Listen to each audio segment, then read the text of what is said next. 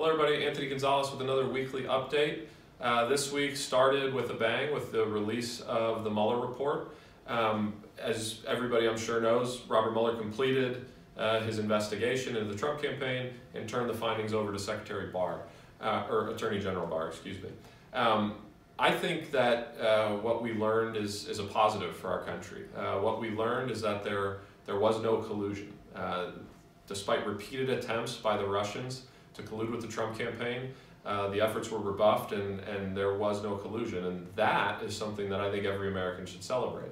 The Russians tried but failed to collude with the president, and I'm happy about that. As a follow-up, I voted, I think it was 2 weeks ago, to release the findings of the Mueller report when it was completed. So I continue to feel that way.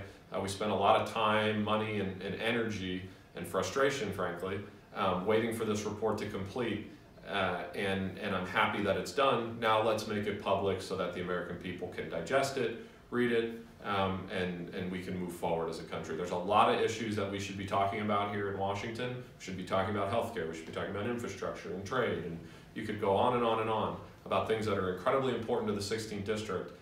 Let's get to those, and I think the sooner we release the report, the faster we'll be able to move on, which would be a great thing. Back home in the district, we started our first Veterans Resource Tour this week, and these are great events. The goal of the Veterans Resource Tour is to get as many veterans services as humanly possible in one place, all at the same time, so that our veterans can come in and see everybody at once. So there's a lot of people in the district and across the country that are doing great work on behalf of our veterans. Sometimes it's hard as a veteran to navigate all of that all those different options and services. And so what we do is we bring everybody together in one place, invite all of our veterans, if you're in the district or out, come on in, get the services you need, and hopefully that can be helpful. We've gotten great feedback. I'm really proud of the team back home for doing just an incredible job. Brian Bowman and really everybody just did fantastic work. So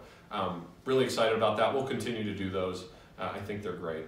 And then lastly, I led an effort this week to get a letter sent to the Department of Defense on behalf of Camp Garfield, which is just outside of the district, but on behalf of Camp Garfield to get another missile defense site located at Camp Garfield. The DoD has said they're going to do another one. It's either going to go to Michigan, Ohio, or New York. And so we want that in Northeast Ohio. And so I put a letter together, co-signed by every member of the Ohio delegation except for one, I think. Just making sure that we're putting our best case forward. And to me, the argument is pretty simple. We have an incredible workforce. We, as a state, have provided an incredible service to our nation from a military standpoint. And we have an amazing veterans community, obviously, that kind of proves that out. Let's bring this facility to Northeast Ohio. It would be incredibly powerful for our economy, projected to create over 2,000 jobs and hundreds of millions of dollars of economic activity. So let's do that. Let's get that missile defense site in Camp Garfield. They will never find a more passionate, dedicated citizenry than those of us in Ohio. They'll be proud to have it there, and I wanted to take a lead on that. So that's the update for this week. Thank you for sending me, and we'll be with you next week.